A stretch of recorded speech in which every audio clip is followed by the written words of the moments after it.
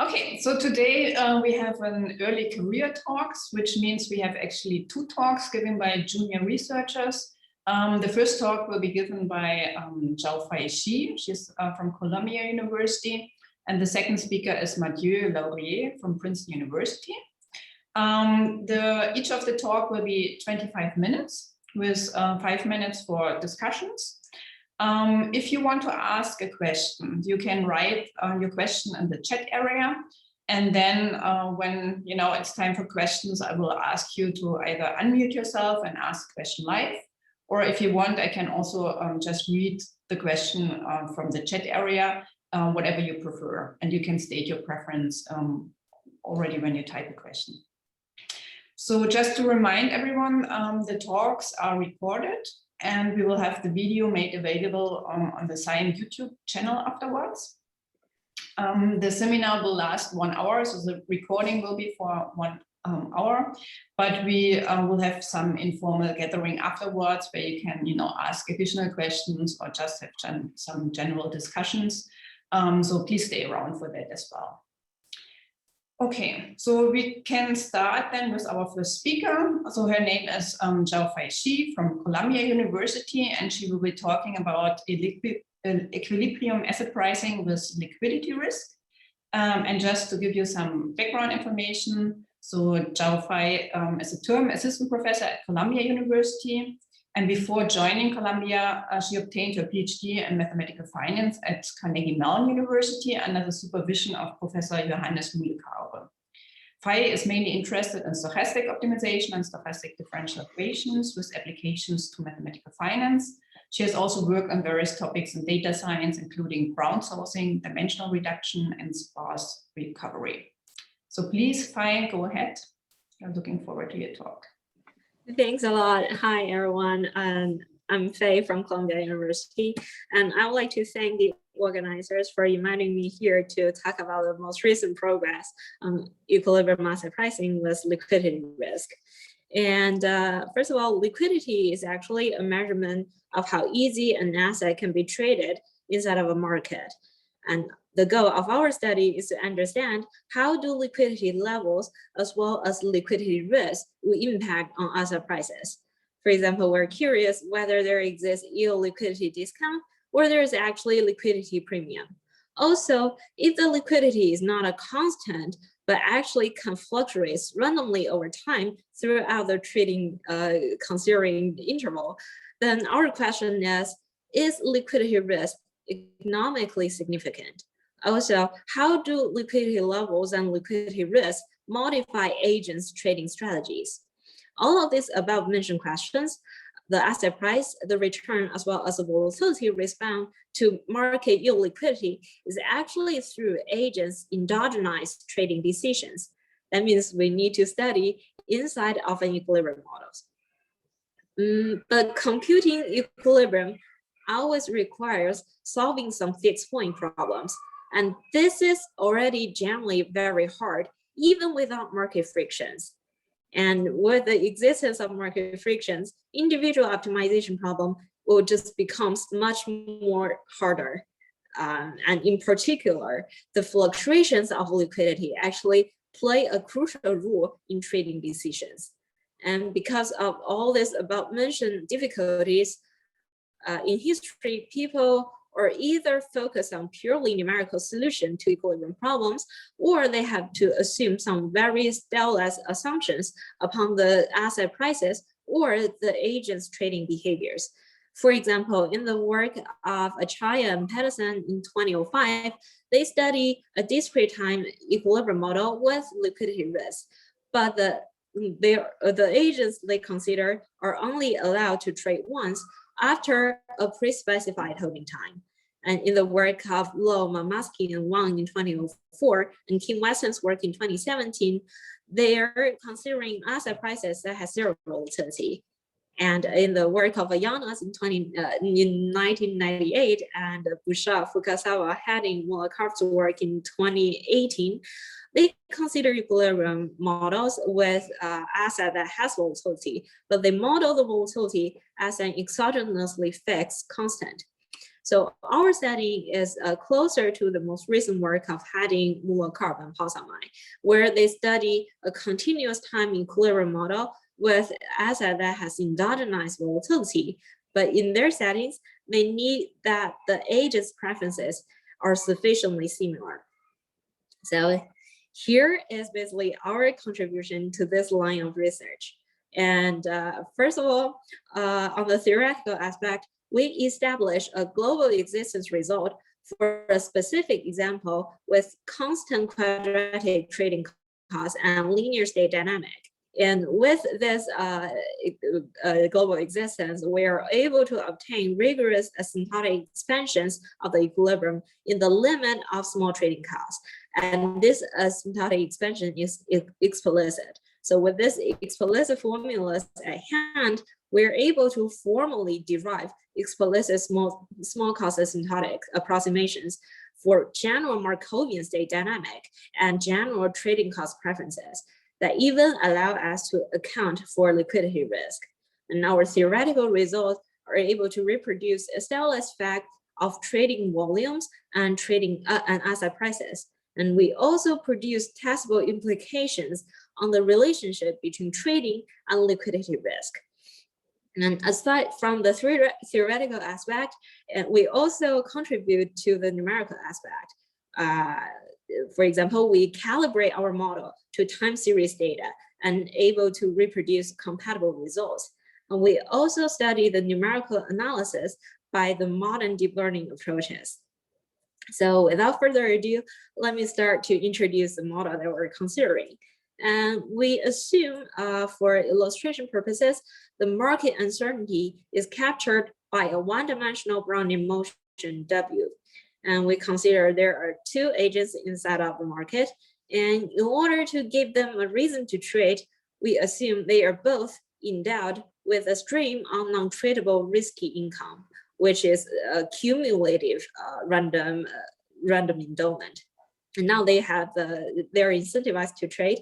They're going to share the risk by trading in one exogenously fixed risk-free asset with zero interest rate and one stock with dynamic dSt equals to mu t dt plus sigma t dwt.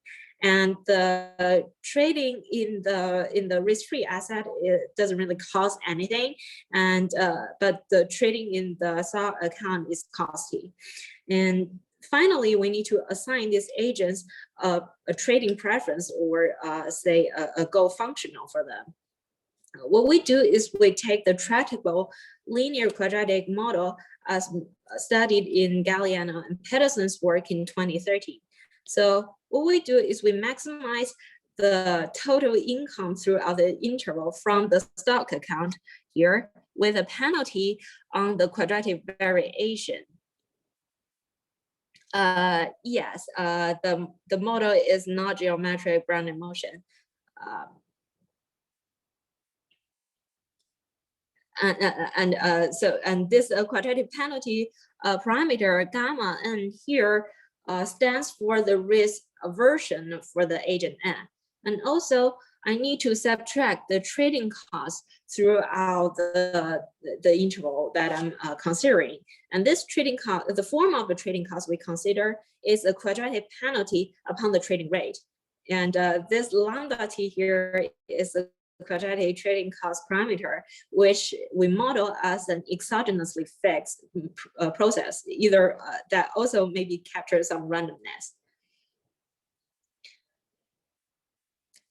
And now let me define the equilibrium that I'm considering. So we say the market is in equilibrium, provided that each individual optimality condition is satisfied. That means each agent just maximizes her individual goal functionals. And also the second condition is a market clearing condition. That means the agent's total demand equals to the given supply outstanding inside of the market. And now we have three things to determine in equilibrium. That is the return, mu t, the volatility, sigma t, as well as the initial price as naught. But we only have two conditions. So in order to endogenize the volatility, we need to introduce an extra condition. And there exists a lot of other ways to do so, but the way we choose is we assume the terminal stock price equals some exogenously fixed terminal condition at maturity. And this value can be interpreted as a fundamental value or a liquidating dividend. And now let me show you how to solve the equilibrium. So first, let's consider the frictionless target function as a comparison benchmark. And in the frictionless market, all I need to do is to figure out the optimal position at each time and then adjust my portfolio to that target because this adjustment doesn't really cost me anything. So therefore, you can also see that the inside of you can also see that from the frictionless target inside of the expectation and the integration. This goal function is a quadratic function with respect to the position that I have. So therefore, a very elementary point maximization yields the optimal strategy, and that is the solution to the frictionless individual optimization problem. And now we go to the second condition, which is the market clearing condition. So with the total supply S, in turn, it determines a relationship between the equilibrium return with respect to the equilibrium volatility.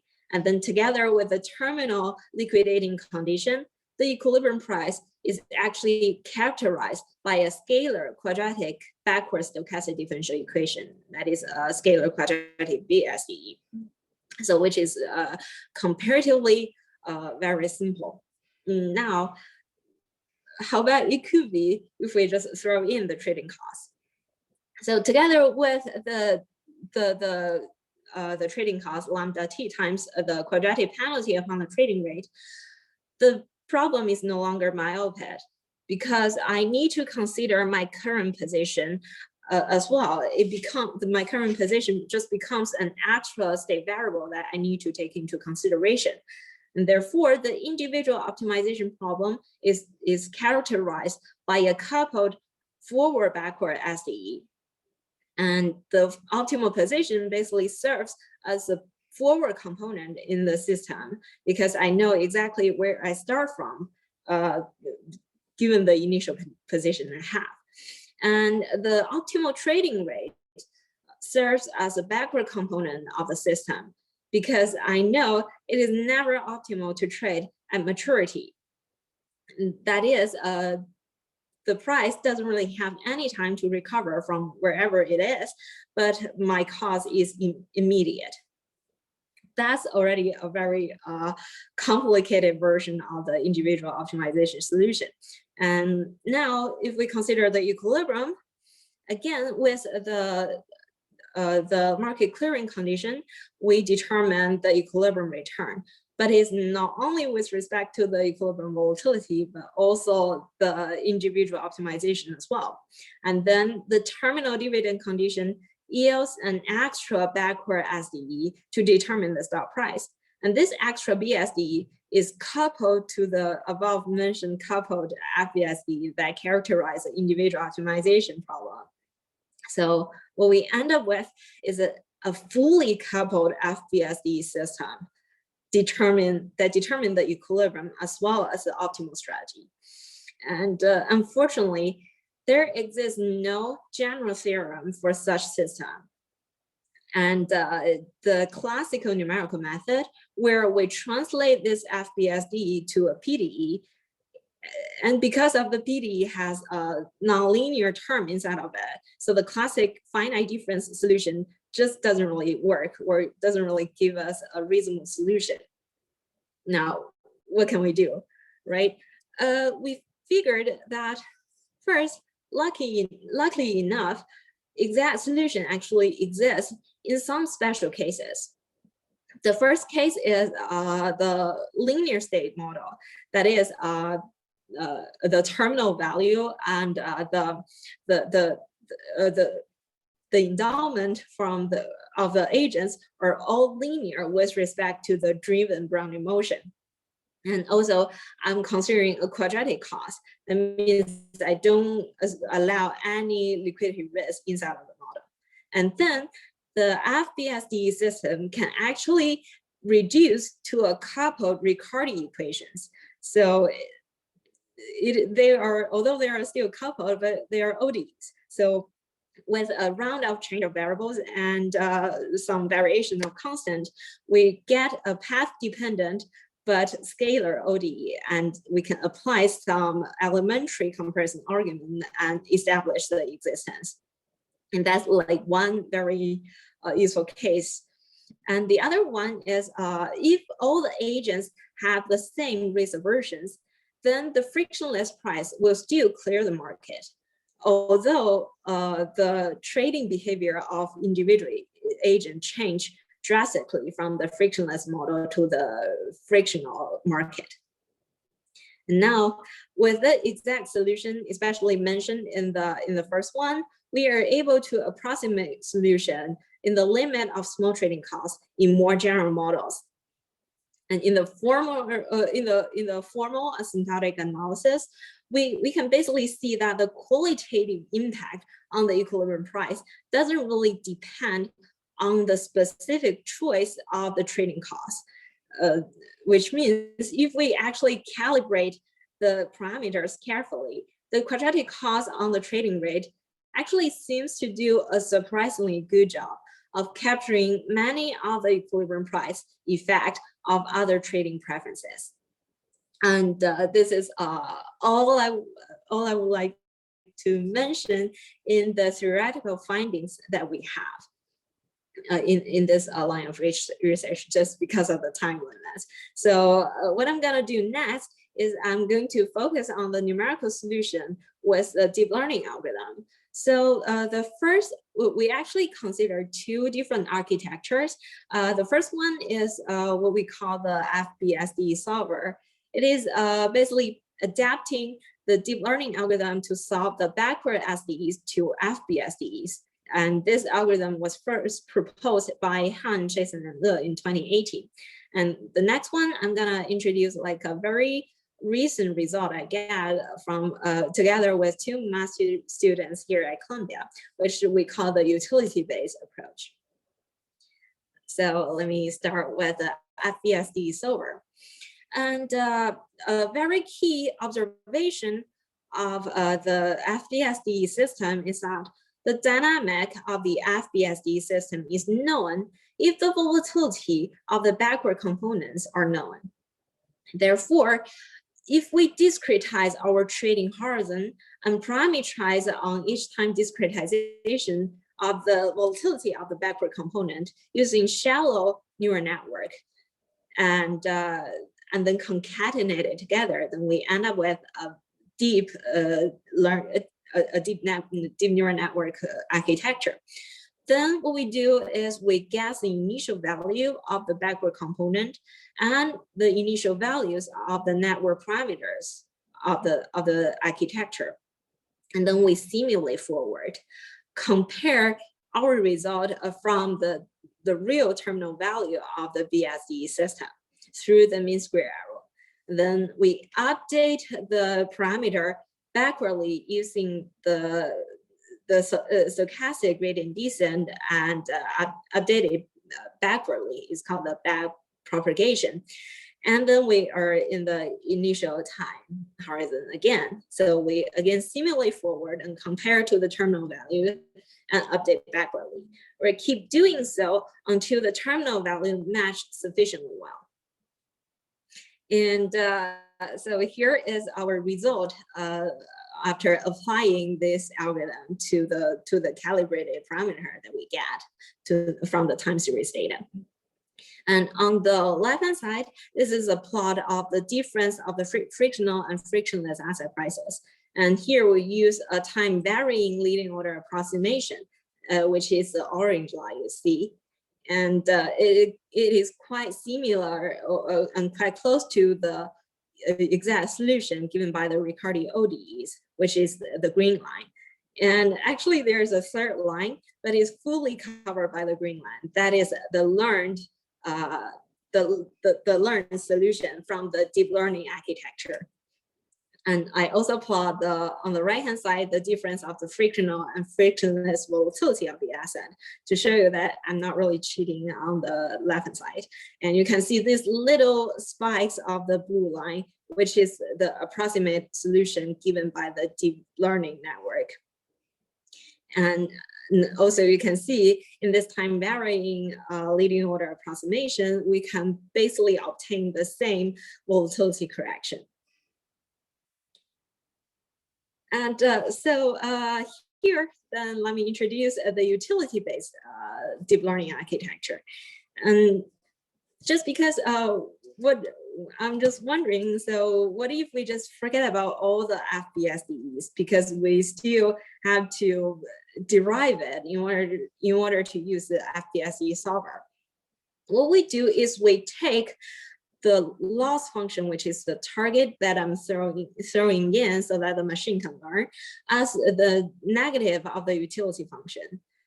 And then we directly parameterize the trading strategy using shallow neural network and then concatenate it together, which is actually simpler than the FBSD solver technically. And the pros of both of the method is that they even work in more general settings and with more than one stock or more than one agent. But the drawback of them are actually because all the layer, the depth of the network and is proportional to the time discretization you have. And even with nowadays computational power, you can't really have like accelerated very fast in a way that you can change it. You can train like easily. So therefore, the drawback of it is always it only works with a time horizon that is not too long. And in the previous figure I showed you, it is only the result for 2 trading months. And let's see what would be the potential drawback of the FBSD solver as well as the utility-based approach network. So basically you can see again the green line is the ground truth of the system, because luckily we know there exists an exact solution in this case. And the red line is the leading order approximation, which is the time invariant, or what we say is long run approximation. That basically means, and this is for a whole trading year with another set of 2A parameter that we're just for training purposes. So basically you can see, as long as I'm really comparatively far from the maturity, my leading order approximation is actually accurate, that I basically fully cover the green line. And the orange line, which is working comparatively better than the FBSD solver, is shown in the orange line. And then here comes the blue line. And we can see, as long as I'm really close to maturity, then the solution given by the FBSD solver is pretty accurate. So therefore, if we end up with a very good set of parameters, then we can just paste this leading order approximation and the solution of the FBSD solver, so that to get like a complete set of the solution. But if we're unlucky with the set of parameter, and in this case, I think I think this is the threshold where the leading order asymptotic works, and here is more or less a threshold of where the FBSD solver works.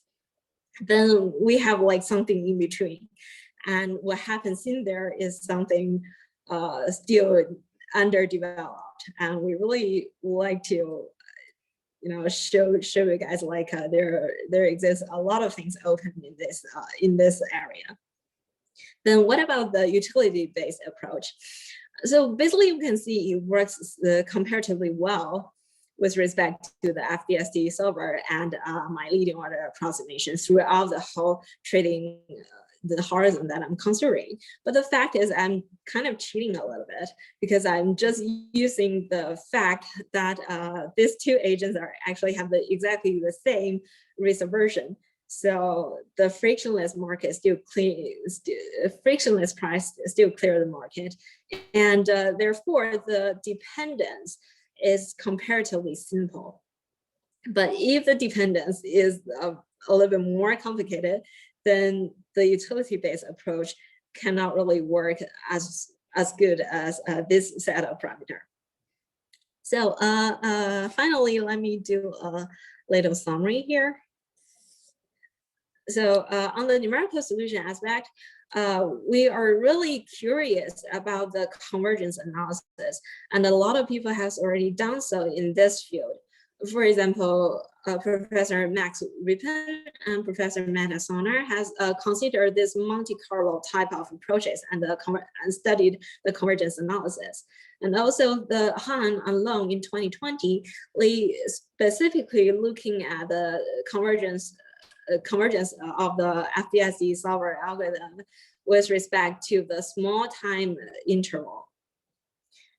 Also, what we would like to do is we're gonna looking at more advanced learning architecture to actually build up an equilibrium learning algorithm and compare it with basically different deep learning architectures, such as the FDSE solver proposed by Han Jason in 2018.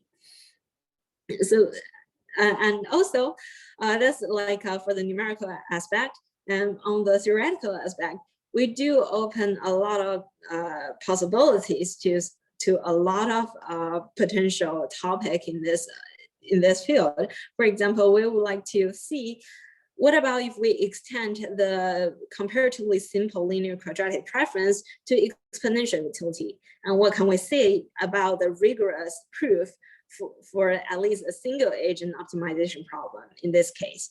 And also, how about what if we can, whether we can extend this to more general settings, such as with arbitrary number of stocks and agents, and study the mean field limit?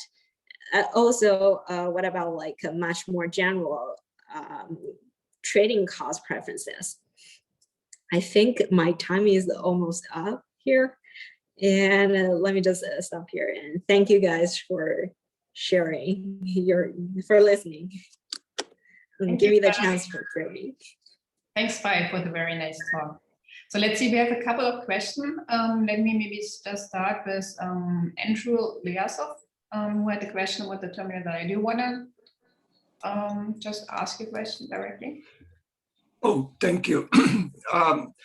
Actually, that was a little question that I had. Can you have the terminal price value to be 0, for example? Which would I think that doesn't really matter. It could be 0. It's just like how you interpret it to get like a reasonable result, right? So, for example, if you set the terminal stock price to 0, that means it doesn't.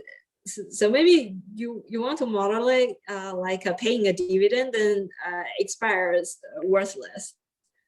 So okay, really... but, so that's clear. But I have actually another somewhat bigger question.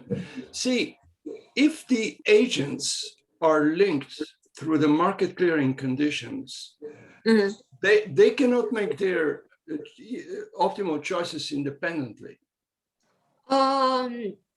Because you cannot have the sum of two random variables that are independent cannot be a constant.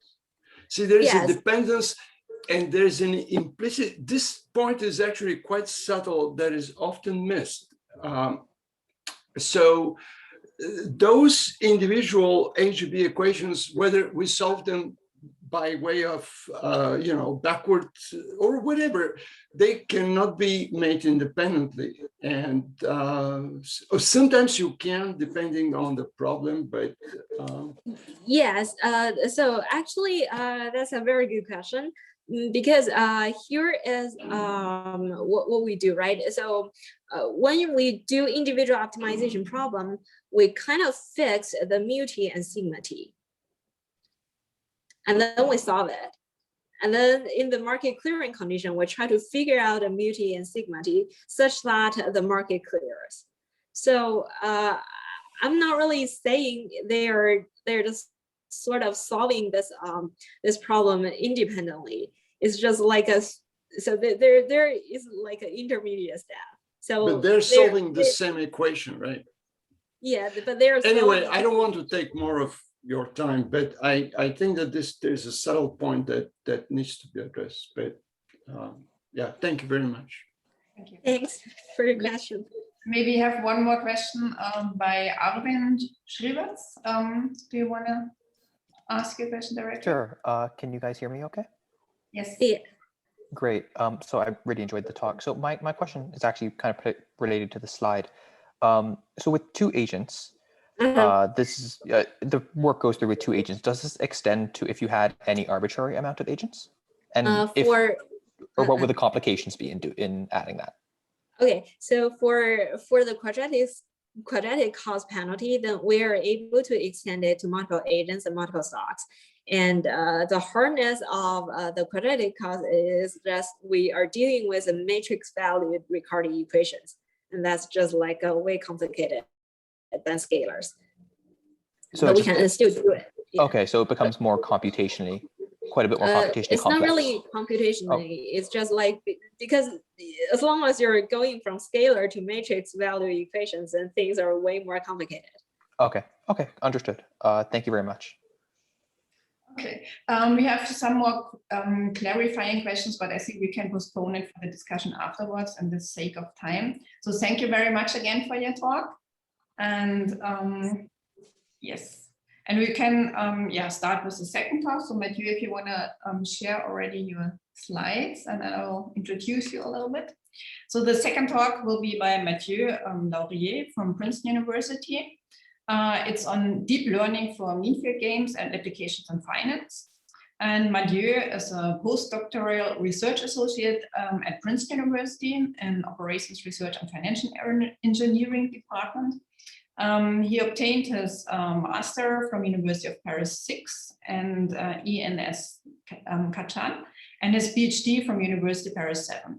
And prior for joining Princeton University, he was a postdoc in NYU, Shanghai actually, and his main current research includes mean field games, numerical methods, and machine learning. So please, Mathieu.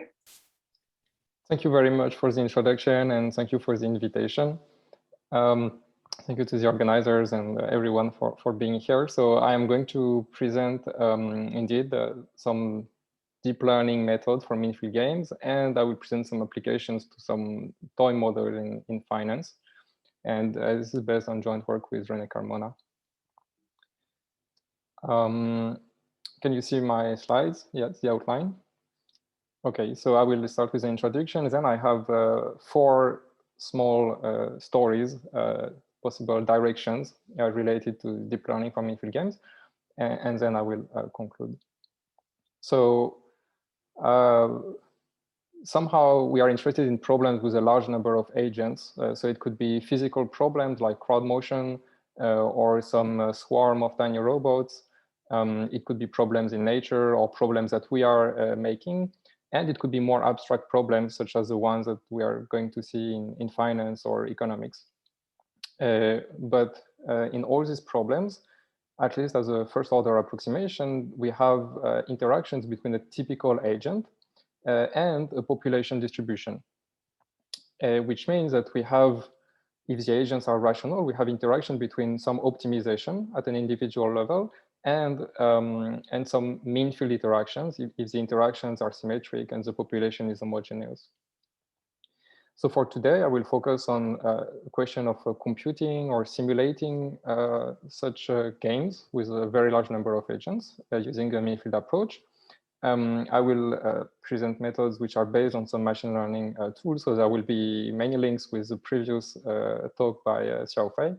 And in this talk, I will focus on four stories, but there are other possible directions. So let me start with an n-agent version of the problem, just to provide some intuition. The notations are a bit heavy, but it becomes lighter when we go to the mean field setting. That's a good point for mean field gains. So if we have n agents, we could consider that n-1 agents have their control fixed. So I will use V for the notation of the control. And one agent, let's say agent I, is trying to optimize over VI his individual cost, which is a running cost, depending on his position, the empirical distribution of everyone else. So this is where we have the symmetric interactions, and his control, which potentially depend on the position of everyone, plus a terminal cost. So here mu is the empirical distribution. It's influenced by xi only with a tiny weight of 1/n. And the dynamics, for simplicity, I will take just xi driven by vi, but we could put a more complicated drift function. So a Nash equilibrium would be a set of strategies, controls, such that unilateral deviations are not interesting for the agent. Now, when n goes to infinity, we expect mu1 to go to some deterministic mu, which is not influenced by vi anymore, because the influence of the agent becomes negligible. So what we get in the limit can be formulated in the following way, and it's called the mean field gain. We look for a pair v hat and mu hat, which is a control and the flow of distribution, where given the flow of distributions, if I optimize my individual cost, then I will find v hat as a minimizer, or v hat is a minimizer of this problem. And now if everyone uses v hat, we recover, in terms of distribution, mu hat. So the first point is a standard optimal control problem, and the second point is a fixed point condition. All right, we have another problem, which is not a Nash equilibrium, but a control problem, where we look for a social optimum. And here the idea is to minimize jointly over the controls of all the agents. Right, so we have an average over everyone because we look for a social cost. Now, when n goes to infinity, we obtain a deterministic object in the limit, which still depends on the control, because when we change the control, we change everyone in the population. And so this will be what I will call a mean field control problem. It's also called the control of Makin-Vlasov. And the idea is that now mu is not fixed during the optimization, it is controlled by V. So applications could be cooperative games, or it could be problems that are intrinsically Makin-Vlasov, maybe because the distribution is involved in a nonlinear way, for instance, for some through some risk measure, such as, for example, in mean-variance portfolio. So what kind of strategies can we have? Well, for the fixed point, of course, the first strategy would be to just iterate between finding the optimal control and updating the flow of distributions. And we could iterate in this way. This tends to be unstable. And so something more stable is called the fictitious play, introduced by Cardaliaguet and Hedikanlu. And in this approach, instead of finding a best response against the last distribution you have seen, or the last flow of distributions, you look for a best response against the average of all the past distributions through all the past iterations.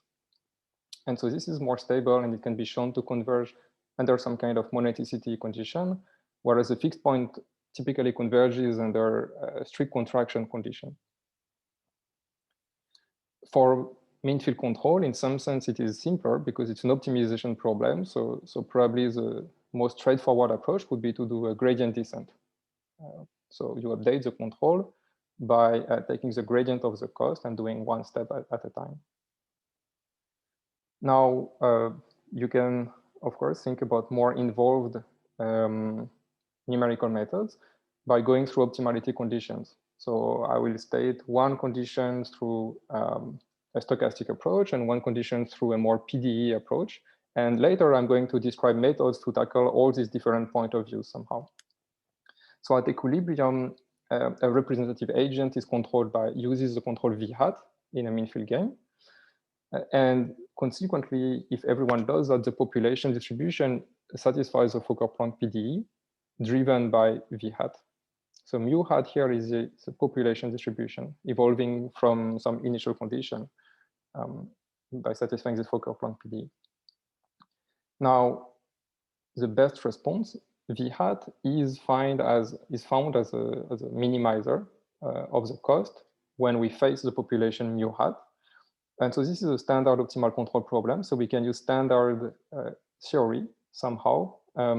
And so one approach is through Hamilton-Jacobi-Bellman PDE, which is backward in time, but mu hat is going to appear in the Hamiltonian.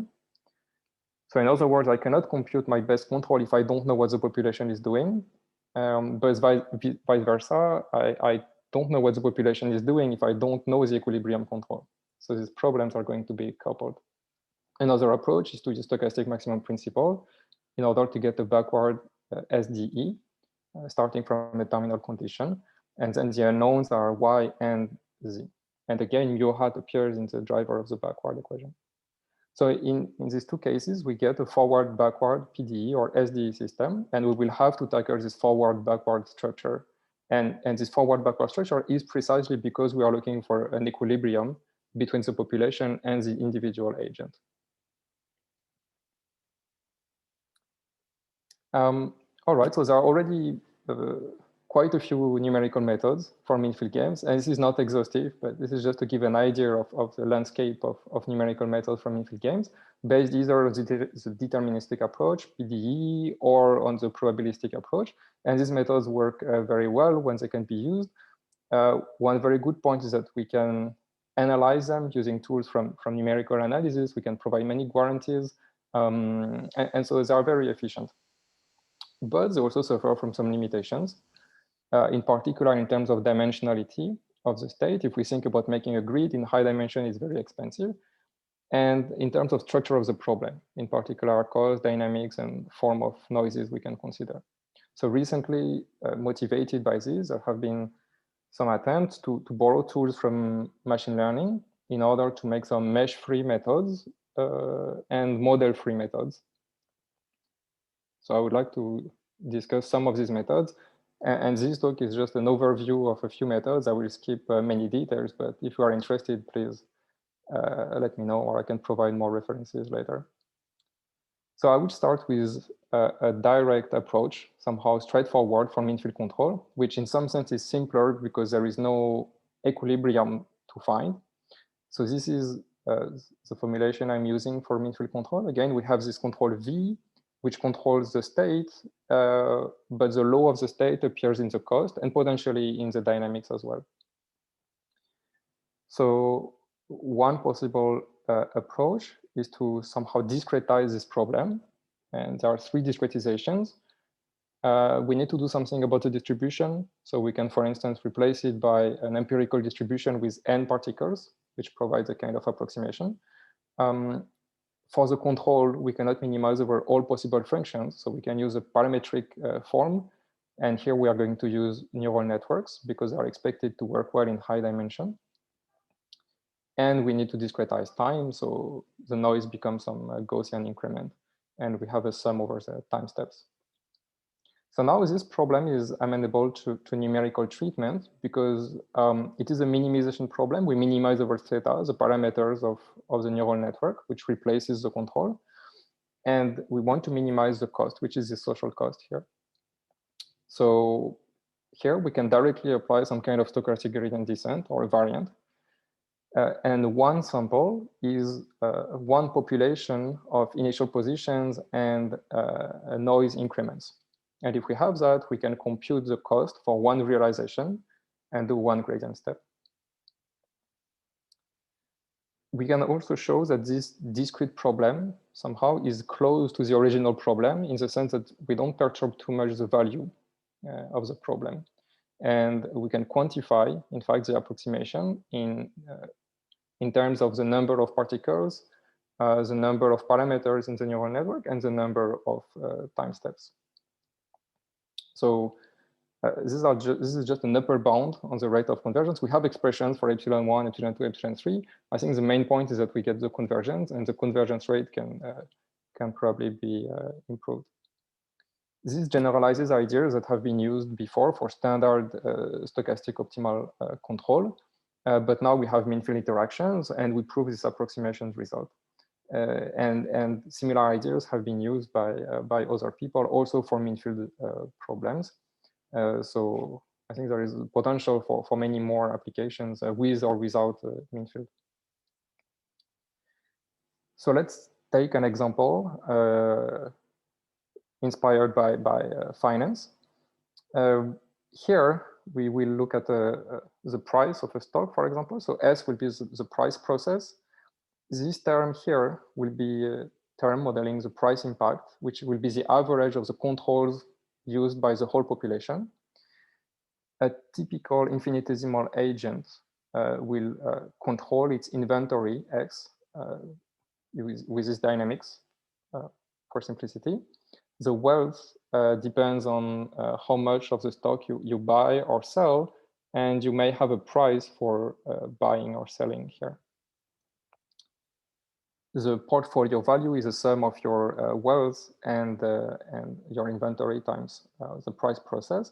And the goal is to minimize, for example, your loss or your cost, which will be some kind of penalty for having a large inventory, either at time t or at time capital T, minus the value that you will get at the end.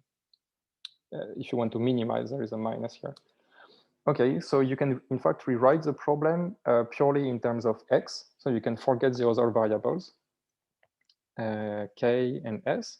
And doing this rewriting, the mean field interaction, the term in blue, appears in the cost. And here I would like to stress that I am looking at the mean field control formulation, meaning that V appears as a superscript everywhere because the control also controls the distribution. Right? So it would be like if you had traders maybe coordinating or collaborating, for example, and they would like to understand how their collective actions are going to impact the price process. And I will focus on the case of quadratic cost. So if we run the method I've described before, on the left, it will be the shape of the control. The x-axis is x. On the right, we have in the x-axis is x, and this represents the density. So at the beginning, the density is around 5, and then the density of state, so the inventory, and then it goes towards 0. It doesn't go quite exactly to 0 because you may have some friction when you try to sell. And the control is linear, and this is expected because in fact this problem is linear quadratic. You see that the neural network does not completely learn the linear part here, and this is probably due to the fact that you don't have enough points here to train accurately the neural network. So here we could say, well, then let's change the distribution in order to train the neural network in this region. The problem is that because it's a mean field control problem, if you change the distribution, you change the problem, right? So it's not a regular control problem where you can change the distribution of your state. If you do that, you are really changing the problem. But it's okay because in fact, these points are not very important for the cost function. Now, if we choose a larger gamma, so if I go back to the model, gamma is this price impact parameter. If we choose a larger gamma, we realize that the traders, they start by selling and then they buy before the end of the time horizon. So this could look like a numerical error. And that's not the case because we can compare with the solution, the explicit solution or semi-explicit solution. And then the control is correct. It matches the explicit solution. This is just due to the fact that with this model, at least it could be interesting in the mean field control setting. It could be interesting to start buying at the end because this will maximize your value. So this is a little bit counterintuitive, but it's a feature of this model. All right, second approach, which is going to be connected to the first one. Now we could say, what about mean field gains? Because I've described the method for a control problem, which is an optimization problem. So in some sense, machine learning tools are very well suited for optimization. But now we want to find a fixed point in a mean field gain. So if I take again this FBSD approach, we would have the forward equation for the state process. We would have the backward equation for the adjoint process where mu hat enters as a parameter. And then later we require mu hat to be equal to law of x controlled by v hat. And v hat can be expressed in terms of these three variables, x, y, and z, which means that in fact we have a forward-backward system which is self-contained somehow. And so we want to solve this forward-backward system, but it is of Makin-Vlasov type because we have mu appearing here. So more generally, we would like to solve Makin-Vlasov FBSDs, motivated, for example, by the previous slide or some other approaches. So it's in general hard to solve BSDs, particularly in high dimension, at least with traditional methods. So recently, Han, Jensen, and have proposed a numerical method based on a kind of shooting approach, where you try to guess the initial point for the backward, and you try to match the terminal condition, as we have seen in the previous talk. It's the same idea, except that here we have mean-field interactions. So we would get a problem like this one. We put a terminal penalty, and we try to guess the initial y0 as a function of x0. We also guess the z component as a function of xt, because we have a BSDE and not just a backward ODE. But nevertheless, when we reach this point, we've realized that we have a control problem, which is of mean field type. And so we can use the first method, right? It's a kind of new control problem. It's not the original one, but we can use the first approach, replacing y0 and z by neural networks.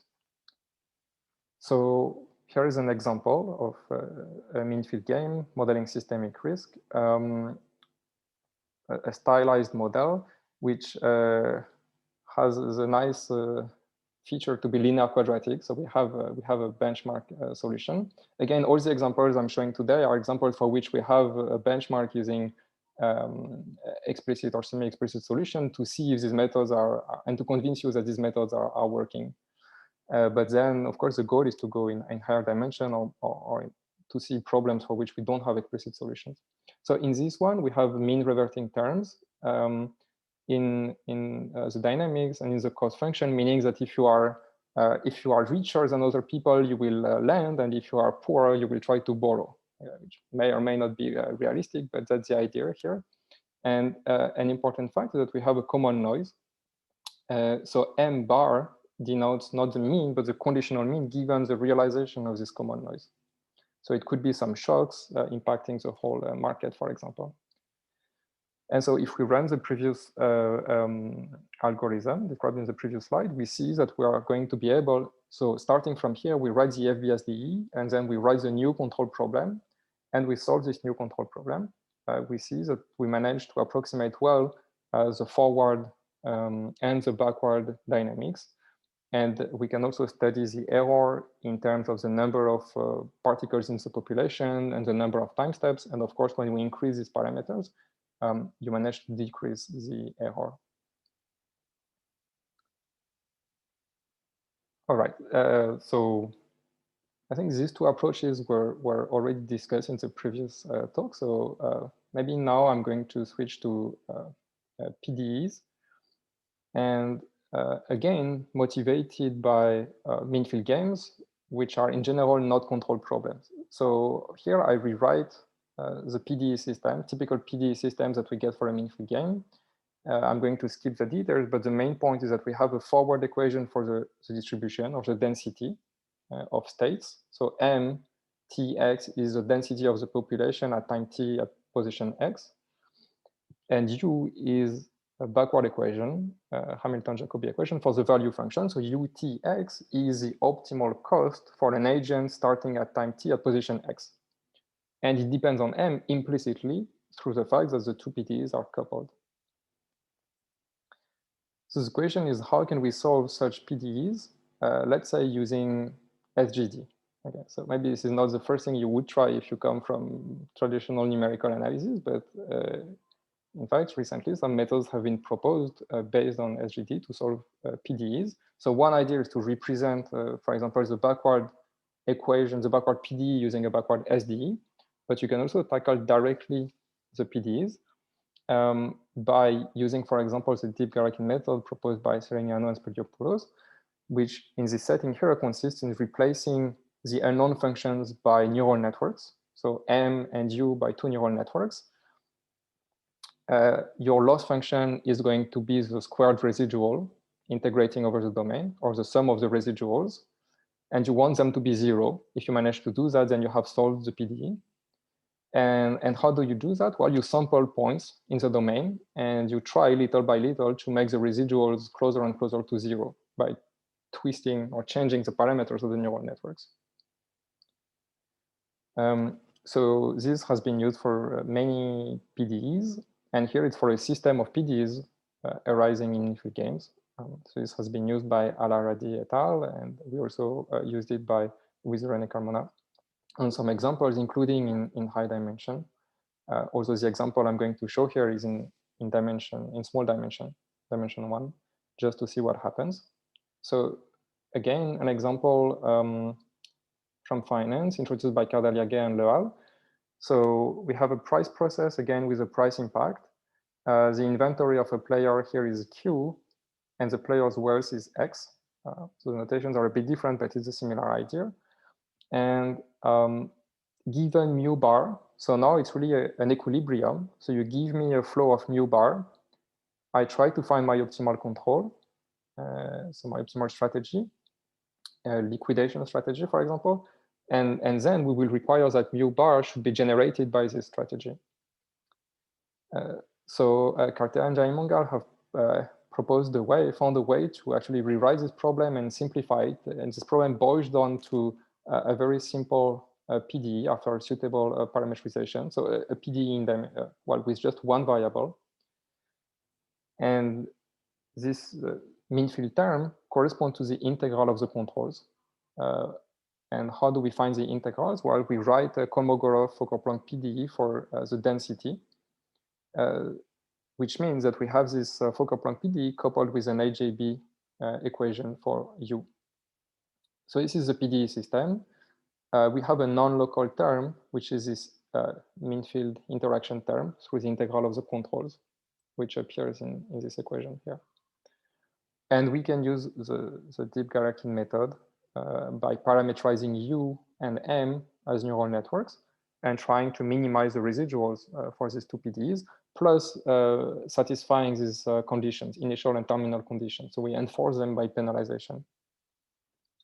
So here is what we see, for example, for the neural network of the density.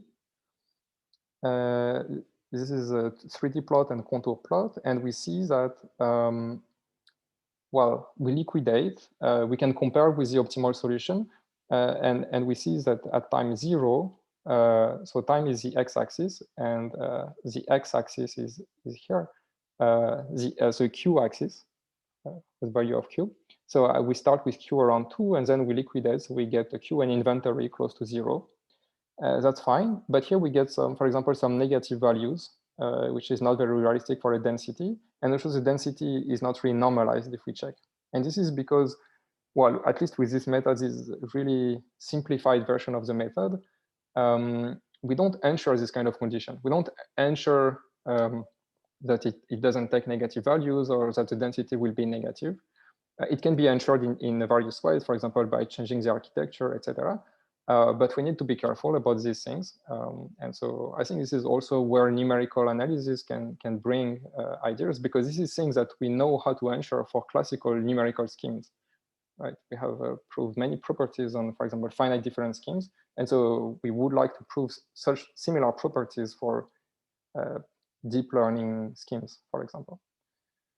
All right, we can also check the controls, and I think my time is almost up. So I will just say a few words about the last part, which is to use reinforcement learning. So this would be how to introduce model-free methods, meaning how to compute the equilibrium when we don't know the model.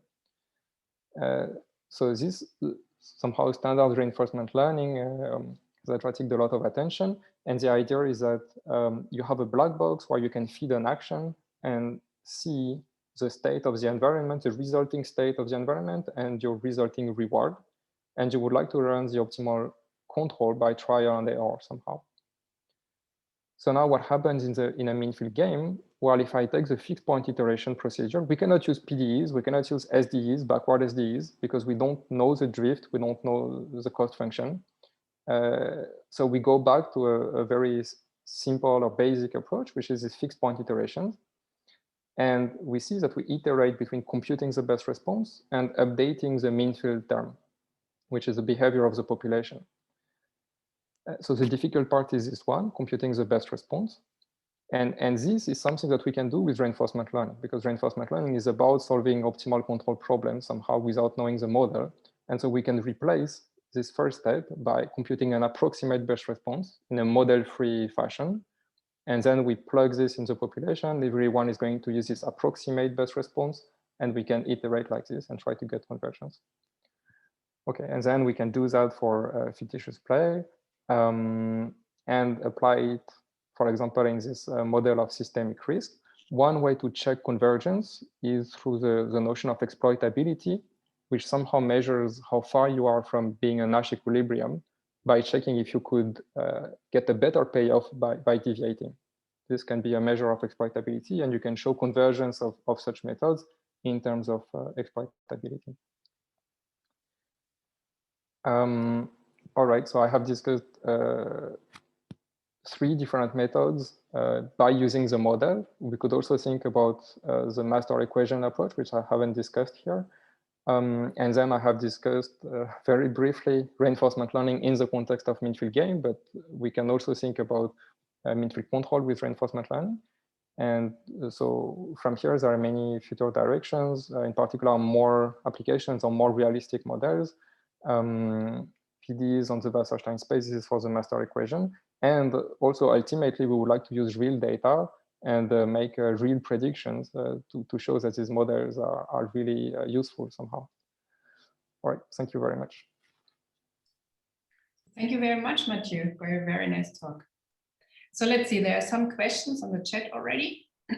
One, I maybe just read out this one. So on slide 11, you are citing a paper from Sannikovs. The question is, which paper is it? So it's a question by Arash Fahim. Okay, if you want to send me an email, I can share the paper with you. Maybe I don't remember the title, but basically this type of idea has been used in contract theory, where when you want to design a contract, sorry, I'm trying to go to slide 11. But yeah, if you can send the paper directly, okay. So I think we can clarify this then later. And there is a question by Kerem Ugulu. Maybe you can ask this directly. Hi, my question is in part 4. Are the the systems of PD, are they theoretically the existence and uniqueness, are they do we know that they exist and they are unique? Under suitable assumptions, yes. This is a short answer. Then, yes, for example, you can show existence of classical solutions in reasonable settings. But I don't know if you have specific examples in mind. So typically, it will depend on the smoothness of your coefficient. Most of the literature is done without boundary conditions, so typically on a torus. And typically in situations where we have a uniqueness of the Nash equilibrium. Yeah. Okay, thank you. If you want references, please feel free to send me an email. Okay, thank you. Okay, then we have a question by Shala Meher. If you want to ask a question directly. Otherwise, I can just read it out. Which actually just says there are complete explanations in Lasky-Lyons article and Cardi Goulart with notes. So this is just a remark. I don't know specifically. Yes. Yeah. Okay. Lasky-Lyons papers and Cardaliage lecture notes, I think, are good references to have results on the PD setting. Okay. Then there is a question from Min. So if you want to ask directly. Yeah, so I'm curious about your example with common noise. So when you're testing your algorithm for the mean-field game with common noise, did you use a new common noise path for testing or the same common noise for training? A new one, yeah. So, all right, maybe I should have mentioned that here, somehow the neural network is going to be a function of, so the neural network for Z is going to be a function of t and x, but also some information incorporating the common noise. And here it's enough to put the mean. But in general, you would need to put the past of the common noise, which could be a very long vector, for example. But then during the training, we use a new realization of the common noise at every iteration, and we also use a new realization for testing. In fact, many new realizations to do, for example, Monte Carlo, and to measure the L2 error with Monte Carlo samples. Okay, and then there's one more question, or Shala Mehram actually wants to specify, I think, his question about the literature. So if you can unmute yourself and ask directly.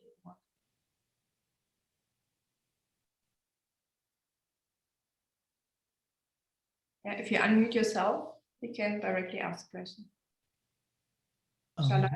Okay. Okay. I have a question regarding the scalability of these numerical methods with respect to the state dimension of the individual agents. Could you comment on that? Yeah, thank you. It's a very good point. So here, all the examples I've shown are in dimension 1 for simplicity and to be able to show what happens. But we also ran, so first of all, these methods are inspired by methods that have been used, developed without mean field interactions. And so without mean field, they have been shown to scale in high dimension. So in some of the references I cited, the original references, they show examples in dimension, for example, 100. I think for all the methods I've presented, they managed to solve problems where the state is in dimension 100. So then the question is, does it still work with mean field interactions? And so that's what that's the challenge here, somehow to put the mean field interaction and see that it still works. And yes, it seems to work. So the methods I've presented, we have tried them, whether it is the one based on the stochastic approach or the one based on the deep Galerkin, they still work in high dimension, like 50 or 100, for example, on some toy examples. Right. Thank you. Thank you. Sure. Okay, so maybe we can close the official part, but have some, I think there is also still one person who wants to ask a question, but we can also do it in the unofficial part, let's say. So if you wrap it up here, we can still have some discussion afterwards. So thank you again for both of the talks. We had very nice talks and very nice discussion. So thank you both. And I don't know. Thank you very much. Just want to make an announcement that the next talk will be on April 29, and it will be delivered by you and FAM. Yeah. And I would like to thank again the two speakers for a great talk.